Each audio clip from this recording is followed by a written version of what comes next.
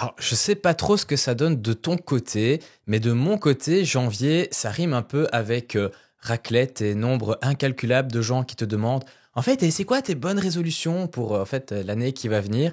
Et janvier, c'est souvent un moment où en tant qu'auto-entrepreneur, pardon, on se pose et où on va rédiger en fait nos objectifs pour 2025, mais aussi où on regarde un petit peu nos objectifs de l'année d'avant pour voir s'ils sont atteints ou non.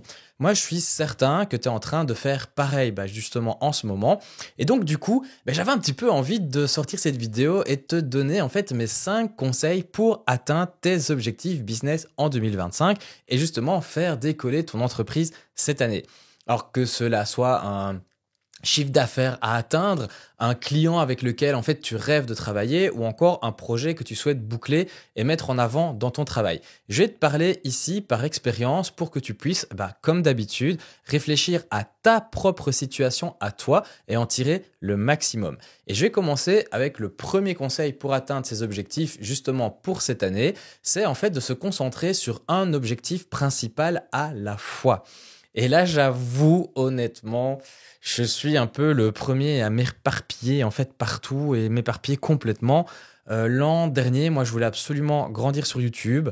Je devais donc faire une vidéo par semaine. J'ai décidé de lancer un podcast aussi. Donc, j'enregistrais un épisode de podcast par semaine aussi.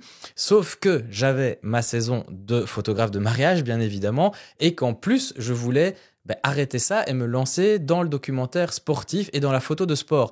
Donc j'ai contacté des gens en fait pour réaliser des vidéos. Ah, mais oui, voilà, j'aime toujours la photo évidemment, donc je voudrais faire des photos de sport, pas de problème, mais avec des marques aussi. Et je sais pas comment démarcher, faut que je me forme. Du coup, j'ai commencé une formation là-dessus aussi. Et en fait, tu vois d'office où je veux en venir, et tu imagines bien que ça peut pas bien se passer comme ça. Juste moi ici, en le disant, je me rends compte à quel point au final c'était totalement ridicule.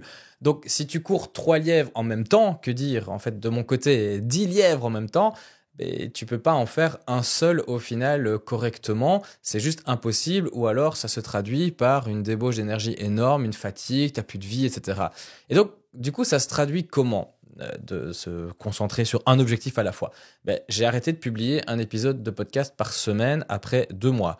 J'ai été moins inspiré du côté de YouTube, j'ai été hyper fatigué durant ma formation et chaque mariage que je couvrais me paraissait être le mariage chaque fois de trop. Donc voilà, alors c'est pas simple évidemment, mais savoir en fait sur quoi on doit se concentrer en priorité et faire que toutes nos actions nourrissent cet objectif-là principal, c'est une des premières clés qui te permettra de décoller cette année. Et justement, définir cet objectif, c'est pas évident. Et c'est réellement un travail personnel profond que tu peux faire. Et justement, en plus, c'est bien, ça te permettra vraiment de mieux te connaître par la suite. Et moi, je l'ai fait pour cette année. Voilà, je me suis je me suis posé, je me suis dit, ok, j'ai envie de me concentrer sur quoi? Qu'est-ce qui me motive le plus? Quelles sont mes envies profondes sans penser aux peurs que ça peut apporter? Et on peut faire autre chose que cet objectif principal sans souci, voilà, tant que justement ça ne nuit pas à la réalisation de ce qu'on veut le plus profondément et à sa bonne réussite. Et il faut évidemment, comme dans tout, rester cohérent. Si mon objectif principal, c'est de développer ma chaîne YouTube en publiant une fois par semaine, réaliser un épisode de podcast par semaine également, c'est peut-être 2 objectifs principaux en termes de charge de boulot. Et donc, par contre, contribuer en fait et continuer YouTube à réaliser un épisode par semaine, mais faire peut-être un épisode par mois de podcast sur le côté, ça c'est tout à fait jouable sans nuire à mon objectif principal qui est le développement de ma chaîne YouTube. Et une fois que cet objectif principal au final est défini, c'est justement par rapport à ça qu'on va arriver à mon deuxième conseil, qui va être de se construire un plan d'action concrète, mesurable à mettre en place pour arriver à atteindre cet objectif. Parce qu'en fait, c'est génial. On dit, ouais, je vais faire un objectif, je vais faire ça, et je vais cartonner sur YouTube, et je vais faire, je vais signer 20 contrats de mariage et tout ça. Mais si on ne sait pas réellement les actions qu'on doit faire par jour, par semaine, par mois, pour arriver à faire cartonner ce business de photographe de mariage et à signer les 20 mariages, ou à essayer de percer sur YouTube, etc., Ça va pas très très bien se passer. Je t'ai déjà parlé du fameux plan d'action de 3 mois que je réalise tous les trimestres, mais honnêtement, il est essentiel. C'est génial de se dire, voilà, cette année, je vais faire décoller mon business de photographe ou de vidéaste. Yeah, je vais doubler mon chiffre d'affaires de l'an dernier, blablabla. Voilà, super, ton objectif principal, il est vraiment défini. Mais si tu sais pas les actions que tu dois mettre en place, bah, au final, chaque trimestre, chaque mois, chaque semaine, je me répète, et chaque jour, tu vas te retrouver le lundi matin assis devant ton écran d'ordinateur en te disant, bon, en fait, je fais ça comment?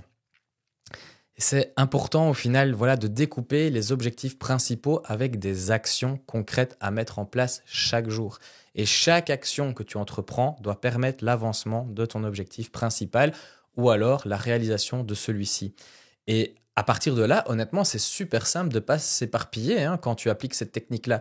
Il te suffit vraiment de prendre du recul. Une fois ta to-do list, j'arrive jamais à prononcer ça. Une fois ta to-do list de réaliser sur la journée, ben, tu prends chaque item et tu te poses réellement la question, ça prend 5 minutes, cette action fait-elle avancer mon projet vers mon objectif? Si tu veux en savoir plus, moi j'ai une vidéo complète sur la réalisation d'un plan d'action de 3 mois. Donc voilà, je t'invite vraiment à la regarder. Et, si tu veux me voir en live, en fait, créer mon plan d'action trimestriel du trimestre passé. Troisième conseil, et celui-ci, il m'est cher car je trouve qu'il est tellement important, mais tellement dur, c'est de se fixer une deadline de temps et de s'y tenir. En tant qu'auto-entrepreneur ou auto-entrepreneuse, nous sommes les seuls qui nous fixons nos deadlines et nos limites de temps. On n'a personne pour nous dire ce projet doit être réalisé pour telle ou telle date, et ça, je veux ça sur mon bureau la semaine prochaine. Voilà. Sauf si c'est une demande d'un client où là, il dit voilà, il faut livrer la vidéo pour X date. Là, on est obligé.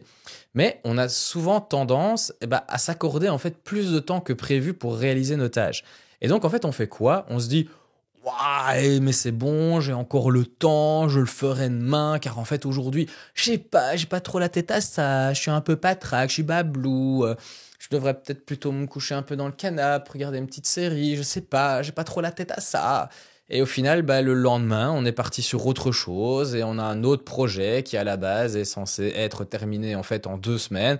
Et ce projet-là, il dure approximativement 3 mois. Voilà. Ne me mens pas, je sais que tu fais ça.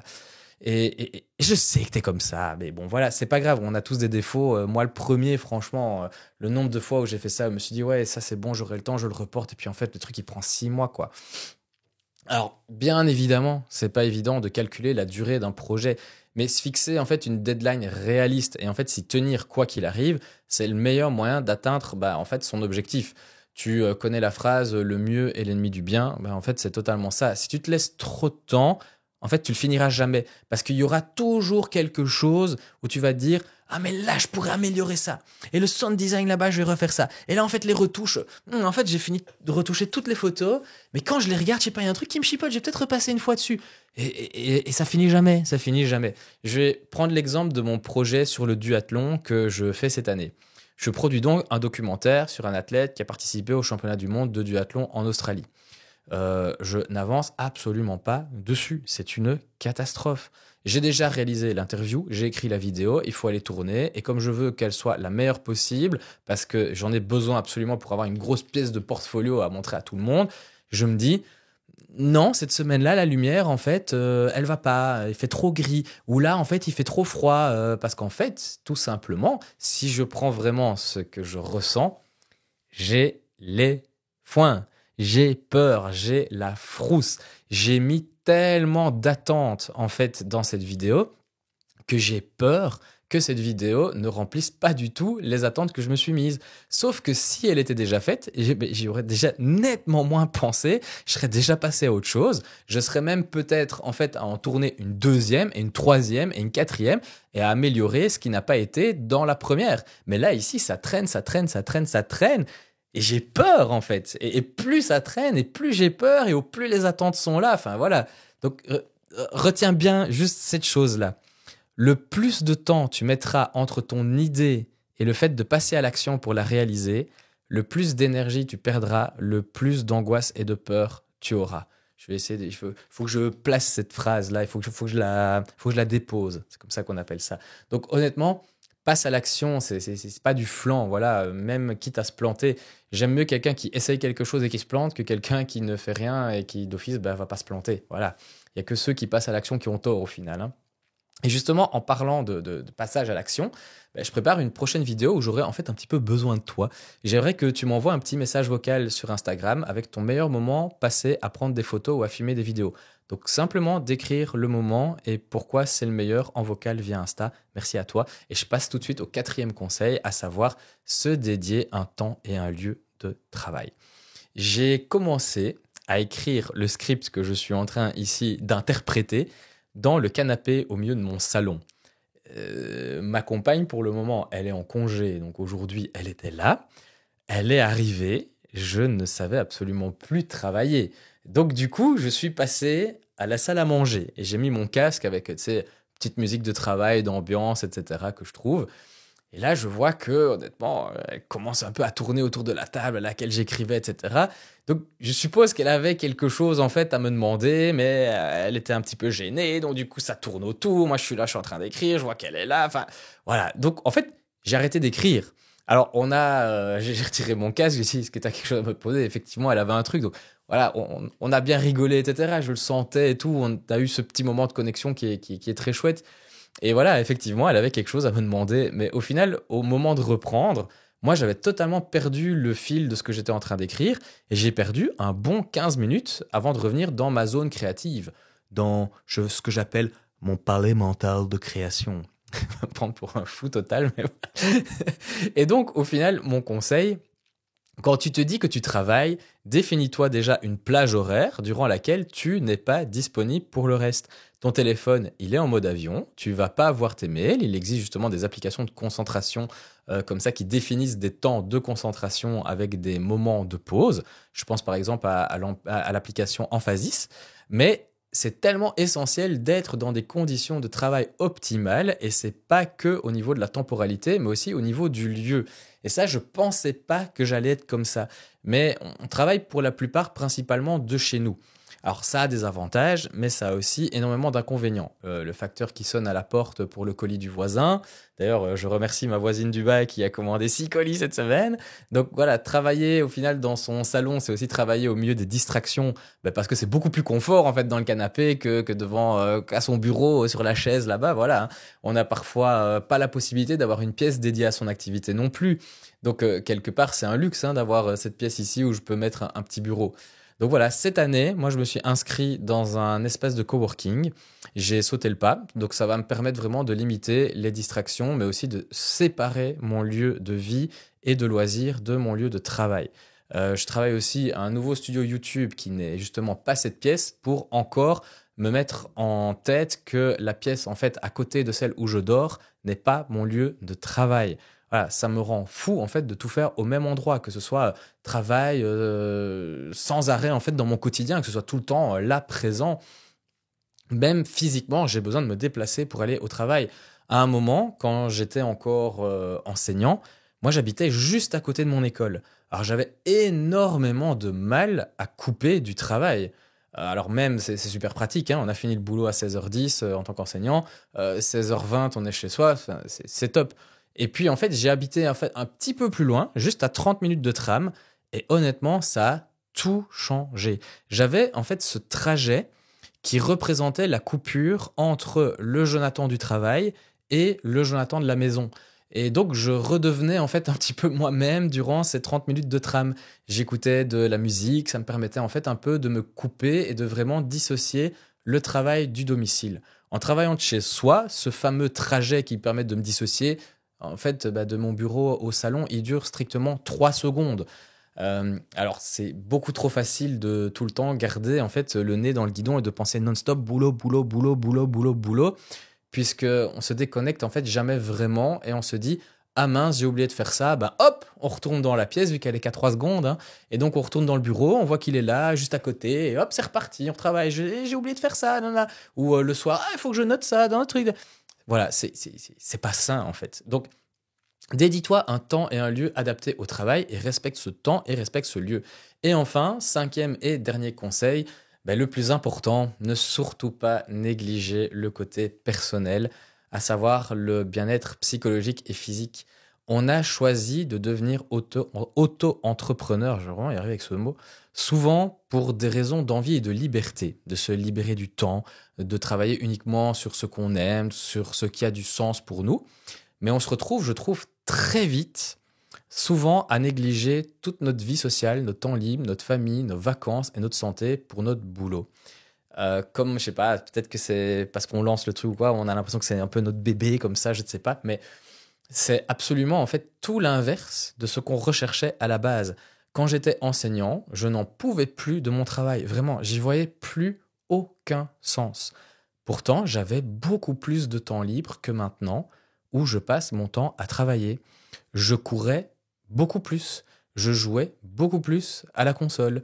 Je passais du temps à faire de la musique. Je peux te dire que je sauvais des gens sur Battlefield parce que oui, je jouais en tant que médecin. Voilà, le nombre de soldats que j'ai sauvés à l'heure actuelle, honnêtement, je me souviens plus du dernier parachutiste américain que j'ai sauvé. Voilà, c'est super triste. Les pauvres, ils sont là en train de mourir. Enfin voilà, cette année, moi vraiment, je t'invite dans ton plan de 3 mois, dans tes objectifs de l'année, à ne pas perdre de vue ton bien-être, ce qui te fait du bien au quotidien et te rappeler pourquoi, en fait, à la base, tu as choisi de monter ton entreprise, de faire ce business-là.